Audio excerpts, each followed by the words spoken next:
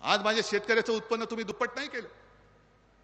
पण ती काय काय ती सन्मान योजना 6,000 रुपये शेतकऱ्यांना इकडे मिळाल्यात कोणाला? नाही, काही जणांना मिळालेत, जरूर मिळालेत. पण हे सगळं मी तुमच्याकडनं शिकतोय. तो शेतकरी काय सांगतो की तुम्ही आता खतावरती त्यांनी जीएसटी 5% केला, त्याच्या आधी किती होता?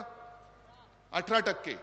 मग तो काय म्हणाला की आम्हाला शेतकऱ्याला 1 लाखाचं खत जर लागलं, 1 लाखावरती 18% म्हणजे किती गेले? 18,000. तुम्ही देता किती? मग 12,000 माझे तुझ्याकडे, ते कधी देतोयस?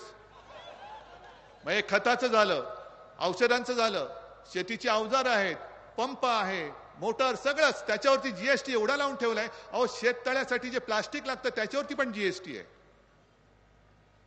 आता तर काही शेतकरी एवढ्या चिंतेत पडलेत की साहेब आम्हाला भीती वाटते, आम्ही यांच्या विरोधात का आहोत? कारण आम्हाला भीती वाटते की हे शेतकऱ्यांना सुद्धा इन्कम टॅक्स लावतील. लावू शकतात.